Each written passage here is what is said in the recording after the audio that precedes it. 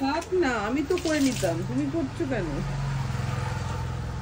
Mobile ধরেছো বলে জানাচ্ছ নাকি? তুমি লজ্জা লাগছে না বলতে? জীবন খালি মোবাইলেই আটকে আছে না? হ্যাঁ, আমি তোমার আওয়াজ পেলেই মোবাইলটা রেডি করে রাখছি।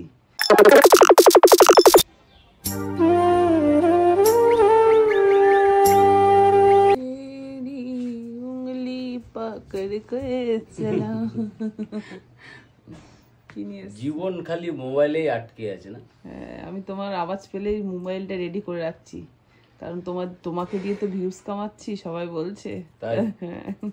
তাই কামাও আর কি। নিয়ে আসলাম পালং শাক, মাছ, ফুলকপি, চিংড়ি মাছ, ও মাই গড, কুমড়ো, ফেভারিট ফিশ, আর দেখে নিতে হবে। থাক না, আমি তো করে নিতাম, তুমি করছো কেন? মোবাইল ধরেছো বলে জানাচ্ছ নাকি? তুমি করে নিতে কবে? হ্যাঁ, কবে করে নিতে? আমি তো করি বাবা। হ্যাঁ, তুমি করো? হ্যাঁ, আমিই করি। বরঞ্চ তোমাকে একটুখানি সবার কাছে ভালো সাজানোর জন্য আমি দেখাচ্ছি, আজকে তুমি একটুখানি ধুয়ে দিচ্ছ, তাই একটুখানি আজকে ধুয়ে দিচ্ছি, তাই তো? লজ্জা লাগছে না বলতে? না না, তাড়াতাড়ি করো, বেশি কথা। তুমি এখন কি কিটির খাবার আনতে যাবে? হ্যাঁ, কিটির খাবার নাই তো, আনতে যেতে হবে তো। কিটির খাবার আনতে যাবে যখন, রোড ডিস্ট্রিক্ট ডগ গুলো না, মানে কোনো কুকুর মনে হয় কামড়ে দিয়েছে, লেজটা দেখছি এরকম, দেখলাম লেজটাতে কেমন কেটে এক ঘা টাইপের হয়ে গেছে, ঝুলে গেছে এক সাইডটা পুরো। দেখি ওদেরও ওষুধটা নিয়ে আসবো। দেখবো ওষুধের ওটা শেষ হয়ে গেছে না বাবা? ওষুধের ওইটা দিয়ে দিবি তোর বাবাকে, ওষুধের ওইটা নিয়ে আসবা।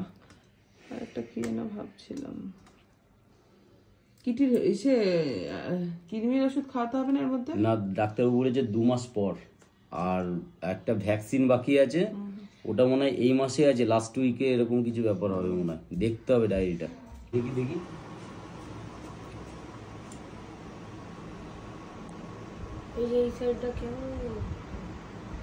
আমার ছেলে দুদিনের জ্বরে একদম মুখ চোখ শুকাই গেছে।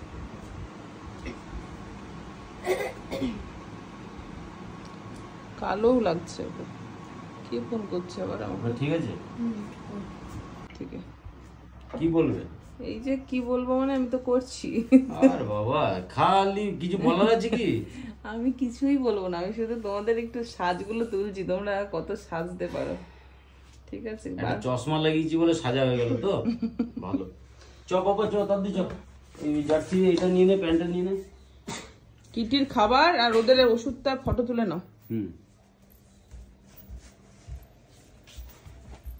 কিটি, আমরা এখন যাচ্ছি 4 চাকা করে ঘুরতে। কোনটা রে বাবা? কি এটা? আমি ফটো তুলেছিলাম আমার মোবাইলে, তোমার মোবাইলে তুলে। এনো নাই, জুতো ছাড়া আদারওয়াইজ কিছু কিনে নিয়ে আসিস না আবার, ঠিক আছে? জুতো ও বায়না করলেও কিনে দিও না আবার এটা সেটা, কারণ আগে কতগুলো প্যান্ট নিয়ে এসেছে। ঠিক আছে। আমার ছেলের ভিডিওতে এক দাদা ভাই আমাকে কমেন্ট করেছেন যে তোমার ছেলে এই বয়সেই তোমাকে পাত্তা দেয় না, আর তো দিন পড়েই আছে। সেই দাদা ভাইয়ের উদ্দেশ্যে বলতে চাই, দাদা ভাই, আমার ছেলে যথেষ্ট আমাকে রেসপেক্ট করে, এটা জাস্ট ফর একটা কন্টেন্ট। চলো, আমার একটা পার্সেল এসেছে। কত গো? হ্যাঁ, আচ্ছা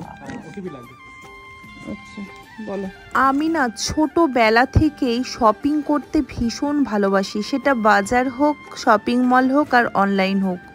তো এই কানেরগুলো বেশ কিছুদিন আগে আমি অর্ডার করেছিলাম, তো কানেরগুলো বেশ ভালোই এসেছে, কিন্তু কানের অনুযায়ী দামটা একটু কস্টলি হয়ে গেছে। নো প্রবলেম, তবে তোমরা বলো তো কোন কানেরটা আমাকে বেশি ভালো লাগছে? ব্লগ ভিডিওতে অনেকেই কমেন্ট করেছো যে তুমি কি সবসময় লিপস্টিক পরে থাকো? তাদের উদ্দেশ্যে বলছি, হ্যাঁ গো, আমি সবসময় লিপস্টিক পরে থাকি। আমি আজ থেকে না, প্রথম থেকেই লিপস্টিক পরতে ভীষণ ভালোবাসি, আর সব সময় পরি, সব সময়ের জন্য। কারণ মেয়েদের দেখবে সাজা গুজা এটাই বেশি পছন্দ করে, তো সাজা গুজার মধ্যে আমার সবথেকে বেশি বেস্ট যদি কিছু আছে সেটা হচ্ছে লিপস্টিক। লিপস্টিকটা সত্যিই আমি পরতে ভালোবাসি, সেই কারণের জন্য যখন আমি ঘুমাতে যাই তখনও আমার ঠোঁটে লিপস্টিক থাকে, আর যখন আমি ঘুম থেকে উঠি তখনও আমার ঠোঁটে লিপস্টিক থাকে। তোমাদেরকে ক্লিয়ার করতে পেরেছি আশা করি। দুঃখের বিষয় হচ্ছে এটাই যে আমাকে আজকে মাছগুলো ধুতে হবে। যে মাছগুলো নিয়ে এসছে। ছেলেও নেই, ছেলের বাবাও নেই। তোমরা তো দেখলে যে ছেলের বাবা গেছে হচ্ছে ছেলে খেলায় ভর্তি হবে, তাই স্পোর্টস শ্যু আনতে একটা। কি করা যাবে, কিন্তু আমি মাছ ধুতে একটুও ভালোবাসি না। আর আমার সত্যি কথা বলতে আমার মনে হয় যেন আমার থেকে ওরা বেশি পরিষ্কার করে ধুতে পারে। এবার তোমরা হয়তো বলবে মেয়ে মানুষ হয়ে মাছ ধুতে পারো না। না গো, এই কাজটা আমি করিনি কখনো। কারণ যখন আমার শাশুড়ি মা বেঁচে ছিলেন তখন তো আমি সোশ্যাল মিডিয়া করতাম না তো, কিন্তু তখনও কিন্তু আমার শাশুড়ি মাই ধুয়ে দিত। আর তারপরে শাশুড়ি মায়ের চলে যাওয়ার পরে আমার হাজব্যান্ডই ধুয়ে দেয়। আর এখন তো ছেলেও শিখে গেছে, ওর বাবার যদি মানে কাজের অভাবে নাও পারে ছেলে ধুয়ে দেয়। ওর জন্য মাছটা ধুতে আমার একটুও ভালো লাগে না। এই দেখো আজকে রান্না হবে হচ্ছে বাটা মাছ। ছেলে খায় না বলে ছেলের জন্য তেলাপিয়া মাছ নিয়ে এসছে, আমাদের জন্য বাটা মাছ। আর চিংড়ি মাছ দিয়ে হবে পালং শাক। শীতকালে পালং শাক খেতে কিন্তু ভীষণ ভালো লাগে। কার কার ভালো লাগে অবশ্যই কমেন্ট করো। আর মাছটা ফুলকপি দিয়ে করব, ফুলকপি আলু দিয়ে। এদিকে মূলো আলু সব কেটে রেখেছি, বেগুন। তো চলো ঝটপট রান্নাটা সেরে নিই।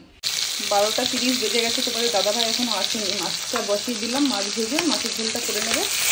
আর একদিকে তোমার পালং শাকটা করবো। আর একটা কড়াই বসিয়ে দেবো। এখানে চিংড়ি মাছটা ভেজে নিই। বললাম না আরেকটা জায়গাতে মানে আরেকটা কড়াই বসিয়ে তারপরে তোমার পালং শাকটা বসিয়ে দেবো, নাহলে টাইমে চলাতে পারবো না। দেখো ওইদিকে বসিয়ে দিয়েছি, ওইদিকে ফুলকপিগুলো ভাজছি। চলো রান্না করে একবারে দিন তোমাদেরকে একবারে দেখাবো, ঠিক আছে, খাওয়ার সময়। দেখো তোমার ছেলে গেছে পুজো দিতে।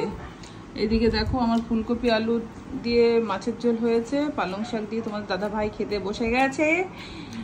এই যে চিংড়ি মাছটা হেভি লাগে। চলো আজকে অনেকটা দেরি হয়ে গেল তোমার দাদা ভাইয়ের। সত্যি কথা বলতে কি বলতো, সেই গেল না ওষুধটা আনতে, ওর জন্য দেরি হয়ে গেল। একটু আগে বেরালে ভালো হয়। তো চলো দাদা ভাই খেয়ে নিই, ছেলে পুজো দিয়ে আসুক, ছেলের সাথে আমি খাবো। আর ব্লগটা বড় করবো না, টাটা করে দাও তো।